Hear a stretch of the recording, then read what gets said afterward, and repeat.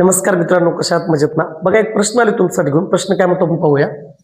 ABCD चौरस असून बाजू बीसी 4 सेमी तर छायांकित भागाचे क्षेत्रफळ किती? बघा मित्रांनो, बाजूला एक आकृती दिसली तुम्हाला. याच्यामध्ये आपल्याला एबीसीडी त्यांनी एक चौरस दिलाय आणि या चौरसाची एक बाजू आपल्याला दिली आहे 4 सेमी. एक बाजू आपण 4 सेमी घेऊया.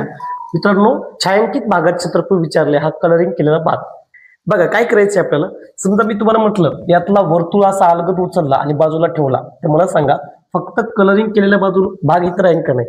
मग याचाच अर्थ काय, आपल्याला अगोदर या चौरसाचं क्षेत्रफळ आपण काढूया, नंतर या वर्तुळाचं क्षेत्रफळ काढूया. मग वर्तुळाचं क्षेत्रफळ त्या चौरसाच्या क्षेत्रफळातून मायनस केलं तर आपल्याला कलरिंग केलेल्या भागाचं क्षेत्रफळ मिळून जाईल. मग चला तर मग आता चौरसाचं क्षेत्रफळ एकदम सोपं आहे, सगळ्यांना माहिती आहे. चौरसाचं क्षेत्रफळ बरोबर फक्त बाजूचा वर्ग असतो. मग बाजू किती येतं?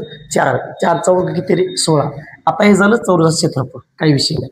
आता सर आम्हाला वर्तुळाचं क्षेत्रफळ काढायचंय, तर वर्तुळाचे क्षेत्रफळ बरोबर आम्हाला माहिती आहे पाय आर वर्ग.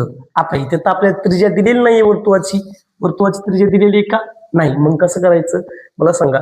या चौरसाची एक बाजू 4 सेंटीमीटर आहे. याचा अर्थ या केंद्रबिंदूतून जाणाऱ्या रेषेला आपण काय म्हणतो? व्यास म्हणत असतो वर्तुळाच्या. मला सांगा हा व्यास पण किती होईल रे? व्यास पण 4 होईल.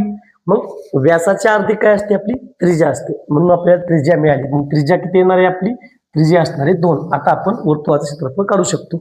सर आम्हाला त्रिज्या मिळाली, किती मिळाली? त्रिज्या 2 मिळाली. मग काय म्हणायचं? पाय आर वर्ग. क्षेत्रफळ असणार, पायची किंमत किती आहे? 22/7 गुणाकारामध्ये आर आपल्याला मिळाले 2. मग आपण काय करू? 2 गुणाकारामध्ये 2. ओके. मग बघा आता 22 दुनी 44, 44 दुनी 88, 88/7. आता आपण याला भाग देऊ. 7 एक्के 7, 7 एक्के 7. इथे किती उरला? 1 उरला. 18 झाले. 7 दुने 14. इथं 4 उरले. 4 वरती 0 देऊ. भाग जात नाही 7 ने, इथं पॉईंट देऊ. मग 7 5 35, 7 5 35 झाले. इथं परत किती उरले मित्रांनो? 5 उरले. आता परत इथं 0 देऊया, म्हणजे 50 झाले आता. ओके. मग 50ला आता 7 सकम 42, 7 सकम 42 म्हणजे 12.56 हे आले आपलं वर्तुळाचं क्षेत्रफळ. आता काय करायचं आपल्याला? या चौरसाच्या क्षेत्रफळातून 12.56 वजा करायचे, म्हणजे या कलर केलेल्या भागाचे आपलं क्षेत्रफळ मिळेल.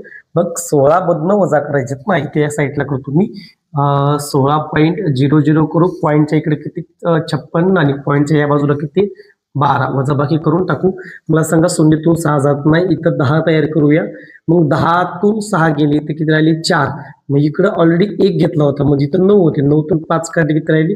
4. मग इकडचा 1 इकडे घेतला होता ना आपण, मग इथे 5 ठेवून द्यायचे. 5तून 2 काढले किती राहिले रे? 3 राहिले. 1 1 0, म्हणजे पॉईंटच्या खाली पॉईंट, म्हणजे 3.44 सेंटीमीटर वर्ग हे काय कलर केलेल्या भागात क्षेत्रफळ यायला पाहिजे. म्हणजे पर्याय क्रमांक किती रे? 2.